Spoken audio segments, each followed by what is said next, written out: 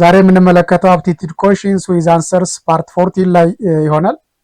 በዚህ ክፍል የፍራክሽን እና የደሲማል ቁጥሮች LCM እና HCF እንዴት እንደምናገኝ ነው የማሳያችሁ። በባለፉት 2-3 ቪዲዮዎች የማንኛውንም ቁጥር 2-3 ቁጥር ቢሰጥ የነዛን ቁጥር HCF እና LCM እንዴት ማግኘት እንዳለብን በተለያዩ ሜተዶች አይተናል። ቀጣይ ክፍል የሚሆነው ደግሞ ፍራክሽንስ ቢሰጥና ከዛም በተጨማሪ ደሲማል ቁጥሮች ቢሰጡን የነዚህን ቁጥሮች HCF እና LCM ፈልጉ ቢባል እንዴት አድርገን ነው የምናገኝ የሚለውን አሳያቸዋለሁ።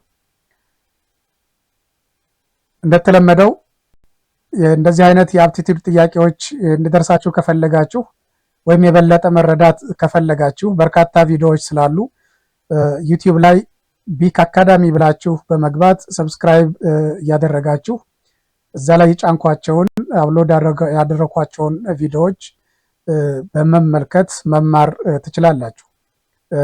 አፕቲቲዩድ ጥያቄዎች በብዛት በተለያዩ ተቋማት ላይ የስራ ማስታወቂያ ሲወጣ ለመመዘኛ ፈተናለት የሚያገለግሉ የሚመጡ በመሆናቸው ማንኛውም ሰው ሊያውቃቸው ይገባል። ከዚህም በተጨማሪ ስራ ላይ ያለም አካል ቢሆን በህይወት አጋጣሚ የሚያጋጥመው ነገር ወይም የሚሄድበት መስመር አይታወቅምና የሆነ ሰዓት ላይ ሊጠቅማችሁ ስለሚችል የአፕቲቲዩድ ጥያቄዎችን ምንጊዜም ቢሆን ከመስራት ወደኋላ ማለት የለባችሁም የሚል ምክር አለኝ። ወደ ጥያቄዎቹ እሄዳለሁ። Question number 42. Find the HCF and LCM of 2/3, 8/9, 16/81, and 10/27. Calculate out the HCF of these fraction numbers. Again, the LCM of these 4 fraction numbers. How can you calculate out and get the answer for this question? Is it A? Is it B? C or D? Of course, last time we have seen how to calculate out the HCF and LCM of numbers, and there are 2 methods to get the HCF and LCM of numbers. They are prime factorization method and division method. So using prime factorization method, we have seen how to get the HCF of numbers and LCM of numbers. Again, using the division method, we have seen how to get the HCF of numbers and LCM of numbers. But if you are given a fraction number as such, how can we get the HCF and LCM of numbers? There is a formula to get the HCF and LCM of numbers. Just to calculate out the HCF of fractions, what you have to do is that calculate or find out first the HCF of numerators, and again find out the LCM of the denominators, and divide the HCF of numerators to the LCM of denominators. In such a way, you get the HCF of fractions. So first find out the HCF of the numerators. What are the numerators from these 4 fractions? They are 2, 8, 16, and 10. So find the HCF of 2, 8, 16, and 8. You know how to get the HCF of numbers. First, reduce the numbers in the form or write the numbers in the form of prime factorization, or factorize the numbers. Then select the common numbers, and after you select the common numbers, again select those numbers with the least power. Then find the product of the common numbers with the least power. In such a way, you get the HCF of numbers using the prime factorization method. So what are the factors of 2? It is only 2. 2. Again, the prime factors of 8 2 times by 2 times by 2, it is 2 over 3. Again, the prime factors of 16 can be reduced in the form of 2 to the power of 4. And again, the prime factors of 10, they are 2 times by 5. Then what are the common primes here? For the four numbers given here, 2, 2, 2, 2, the common one is 2. And the one with the least power,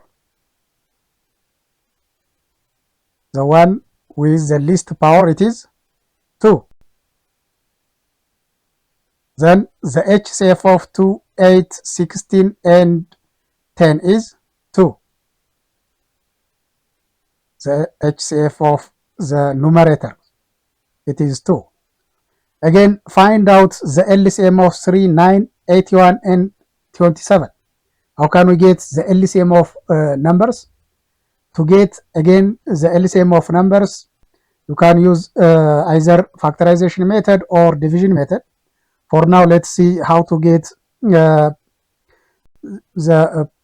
prime factorization of these numbers using the factorization method. So first, write these numbers in their prime factorization. The prime factorizations of 3 is simply 3, and 9 can be written as 3 to the power of 2.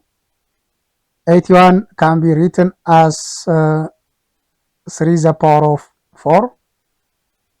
27 can be written as 3 to the power of 3. Then find all the numerators, and from all, find all the factors, and the factors for this number are simply 3, and there is no other different number. And among those factors, take the one with the highest power, and among these numbers, the one with the highest power is 3 to the power of 4. 3 to the power of 4 means 81. So the LCM of these numbers is 81. Now we get HCF of the numerators and LCM of the denominators. Then what you have to do is that take the ratio of these numbers, 2 over 81. This is the HCF of the fractions. Again, to calculate the LCM of numbers, there is again a formula. First, find the LCM of the numerators, then again find the HCF of the denominators, and take the ratio of the two. Find LCM of numerators, and again find HCF of denominators, then take the ratio of the two, which is the LCM of the fractions. Now, the numerators are 2, 8, 16, and 10. Then, to get the LCM of these numbers, we factorize these numbers. The factors of these numbers are 2 to the power of 3, to the power of 4, and 2 times by 5. And take all the numbers that are available here. The numbers are 2 and 5. And among those numbers, take the one with the highest power. The highest power for the base of 2 is 2 to the power of 4. And there is another number 5. 5, you simply take 5 to the power of 5 times by 2 to the power of 4 times by 5, which is equal to 8 times by 5, 16 times by 5, which is equal to 80. So LCM of 2, 8, 16 and 10 is 80. Then again find the HCF of 3, 9, 8 and 27. They can be factorized as such. 3 is the power of 2, 3 is the power of 4 and 3 is the power of 3. Take the common number here, the common prime number, it is 3, and again take the one with the least power. The one with the least power is 3. So the HCF of the denominators is 3. So the ratio of the two is the LCM of these four fraction numbers, 8/3. So the HCF of the fraction numbers is 2/81 and LCM of the fractions is 80/3. Your answer therefore is choice A.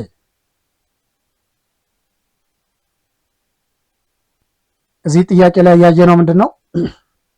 ፍራክሽን ቁጥሮች ቢሰጡን የፍራክሽን ቁጥሮችን HCF እና LCM እንዴት እናገኛለን የሚል ነው። ፍራክሽን ቁጥሮች ከተሰጡን HCF-ን ለመፈለግ እንደዚሁም LCM-ን ለመፈለግ ራሱን የቻለ ፎርሙላ አለ። HCF of fractions ለማግኘት ምን እናደርጋለን? የኑሜሬተሮቹን HCF እና እንፈልጋለን። again የዲኖሚኔተሮቹን LCM እንፈልግና የሁለቱን ሬሽዮ እንወስዳለን ማለት ነው። ያ ማለት HCF of numerators over LCM of denominators ምን ይሆናል? HCF of fractions ይሆናል ማለት ነው። ሌላው LCM ለማግኘት ምንድነው የምናደርገው? የኑሜሬተሮቹን LCM እንፈልጋለን። ከዛ የዲኖሚኔተሮቹን HCF እንፈልግና LCM-ን ለማናካፍላለን ለHCF of the denominators እናካፍላለን ማለት ነው። ወይም የዛን ሬሽዮ እንወስዳለን። በዚህ መሰረት LCM and HCF of fractions ካልኩሌት ማድረግ ይቻላል። ምናልባት HCF እንዴት እናገኛለን፣ LCM እንዴት እናገኛለን የሚለውን በባለፈው ፓርት 12 እና ፓርት 11 ላይ ፓርት 11፣ 12፣ 13 ላይ ስላየናቸው እዛ ቪዲዮ ላይ ተመልሳችሁ HCF እና LCM-ን እንዴት ማግኘት እንዳለብን ማየት ትችላላችሁ። ስለዚህ በዚህ መሰረት ስናወጣ ወይም ስንፈልግ መልሳችን የዚህ ጥያቄ መልስ ቾይስ ኤ ይሆናል ማለት ነው።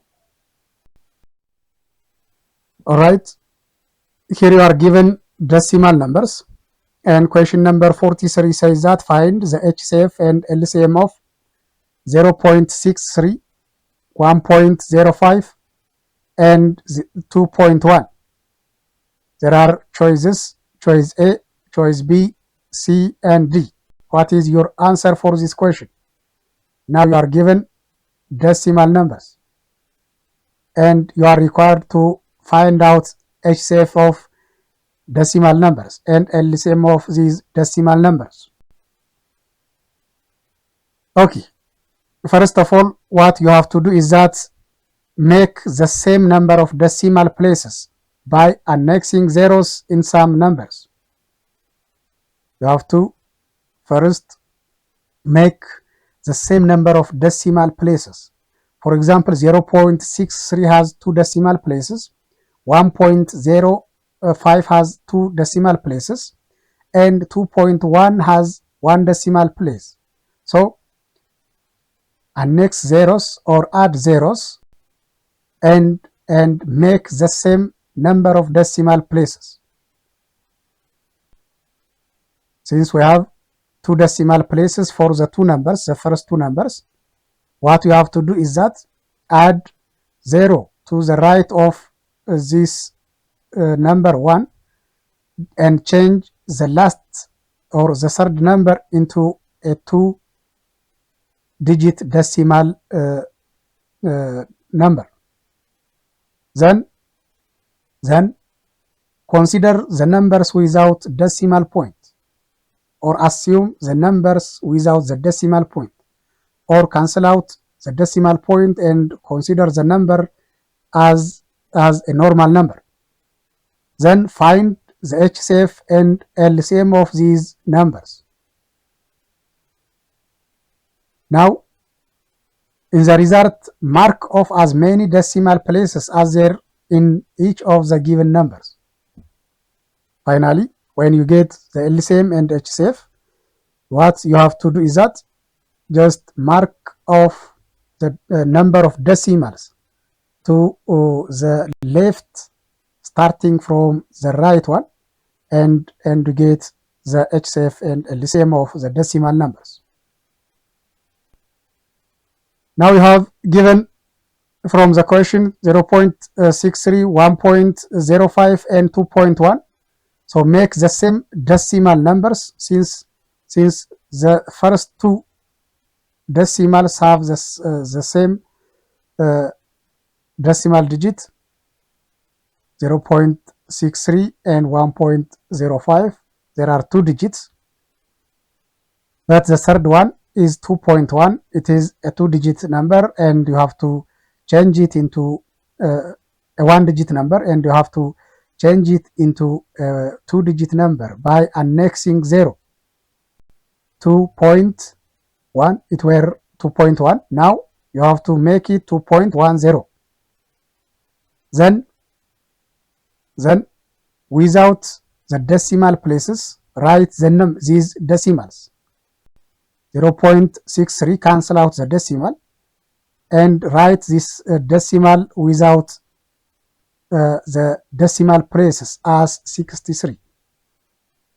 Now you have avoided the decimal point. Again, 1.05 is written as 105.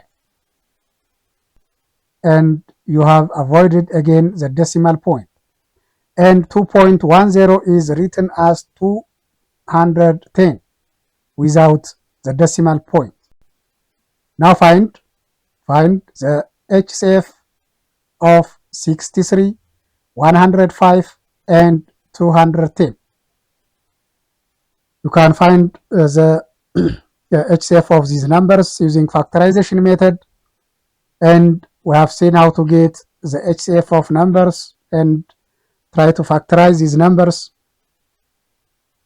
And by factorizing the numbers, take the common factors with the least power and multiply those numbers. You get HCF of 63, 105, and 210 is 21.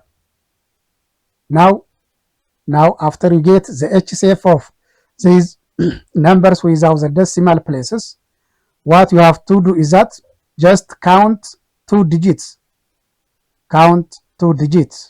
and place the decimal point. So it is 21. Then place two digits, 1, 2, it becomes 0.21. And 0.1 is the HCF of the decimal numbers 0.63, 1.05, and 2.1. Again, consider the numbers as normal numbers, or consider the decimals without the decimal point, and find the LCM of 63, 105, and 210. Again, using factorization method, find the LCM of these numbers, and the LCM of these numbers is 630. Again, you get here 630 and place the decimal point. Again, a two decimal point on this number, 1, 2, it becomes 6.30. So your answer for the question is choice D. Which says that 0.21 HCF and 6.30 the LCM of these decimal numbers. በዚህ ያየነው ምንድነው ወይም ይሄ ጥያቄ የሚነግረን ነገር ዴሲማል ቁጥሮች ተሰጥተውን HCF እና LCM እንፈልጉ ቢባል እንዴት ነው የምናገኘው ነው። ከዚህ በፊት በነበሩ ቪዲዮዎች ኤልሲኤም እና ኤችሲኤፍን 2-3 ቁጥር ተሰጥቶን ለማግኘት የተለያዩ ሜተዶች አይተናል። ፋክተራይዜሽን እና ዲቪዥን ሜተድን በመጠቀም ኤችሲኤፍ እና ኤልሲኤምን ማግኘት ችለናል። በዚህ ጊዜ ግን ደሲማል ቁጥር ነው የተሰጠን። ደሲማል ቁጥር ሲሰጠን እንዴት አድርገን ነው ኤችሲኤፍ እና ኤልሲኤሙን ካልኩሌት ማድረግ የምንችለው? ይህን ለማድረግ መጀመሪያ የተሰጡት ደሲማል ቁጥሮች እኩል ካልሆኑ የደሲማል ቦታቸው ተመሳሳይ ካልሆነ አንዱ 2 አንዱ 3 አንዱ 4 ደሲማል ፕሌስ ካለው ምናረጋለን? ሁሉንም ዜሮ እየጨመርን ተመሳሳይ ደሲማል ፕሌስ እንዲኖራቸው እናረጋለን። ለምሳሌ 0.63 የሚለው 2 ደሲማል ፕሌስ አለው። 1.05 2 እንደዚሁ ደሲማል ፕሌስ አለው። ወይም ከፖይንቱ ቀጥሎ ምን ያክል ቁጥሮች አሉ ማለት ነው? 2 ቁጥሮች አሉ በ0.63 again 1.05 ላይ ከደሲማል ፖይንቱ ቀጥሎ 2 አሉ። ሶስተኛውን ስናይ ግን 2.1 ነው። ከነጥብ በኋላ ያለው ቁጥር ወይም ቤት አንድ ቤት ብቻ ነው ያለን። ስለዚህ ምናረጋለን? ሁሉንም የአንድ ቤት ከሆነ የአንድ ቤት፣ የሁለት ቤት ከሆነ የሁለት ቤት፣ የሶስት ቤት ከሆነ የሶስት ቤት አድርገን ተመሳሳይ እናደርጋቸዋለን ማለት ነው። ስለዚህ መጨረሻው ቁጥር ላይ 2.1 የሚለው ላይ 0 እንጨምርና 2.10 አድርገን ተመሳሳይ ደሲማል ፕሌስ እንዲኖራቸው እናደርጋለን። ይህንን ካደረግን በኋላ ደሲማል ፖይንቱን አውጥተን ደሲማል ፖይንቱን እናወጣና ቁጥሩን እንደ ማንኛውም መደበኛ ቁጥር እንጽፈዋለን። ይህን ደሲማል ቁጥር እንደ ማንኛውም መደበኛ ቁጥር እንጽፈዋለን፣ ደሲማል ፖይንቱን አውጥተን ማለት ነው።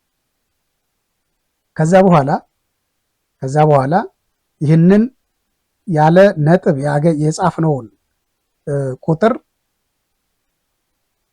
የእነዚህን ቁጥሮች ኤችሲኤፍ እና ኤልሲኤማቸውን እንፈልጋለን።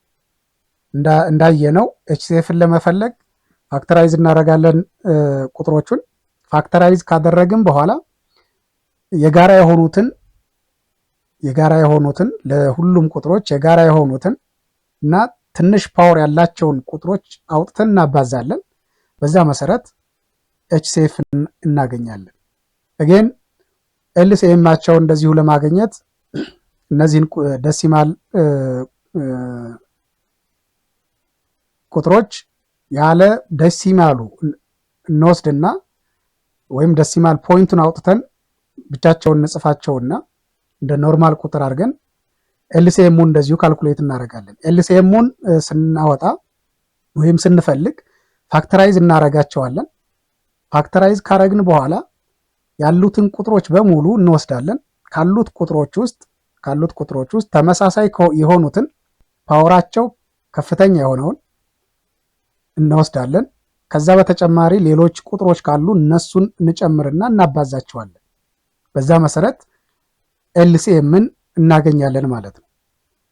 ኤችሲኤፍ እና ኤልሲኤም በዚህ መሰረት ካገኘን በኋላ ለምሳሌ በዚህ ምሳሌ ወይም በዚህ ጥያቄ ኤችሲኤፉን 21 አምጥተናል፣ ኤልሲኤሙን 630 አምጥተናል።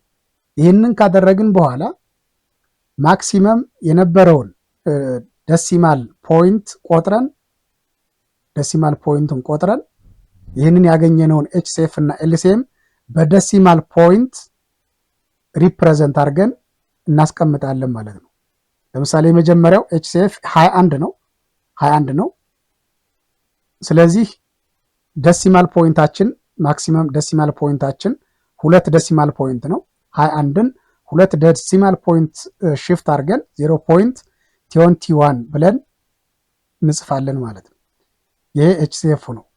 ኤልሲኤሙን ካልኩሌት ስናደርግ 630 መጥቶልናል።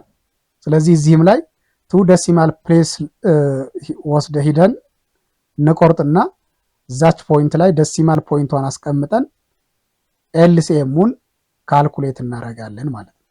ስለዚህ 630 በ2 ደሲማል ፕሌስ ስናስቀምጠው 6.30 ይሆናል ማለት ነው። በዚህ መሰረት መልሳችን ለዚህ ጥያቄ መልሳችን ቾይስ ዲ የሚለው ይሆናል።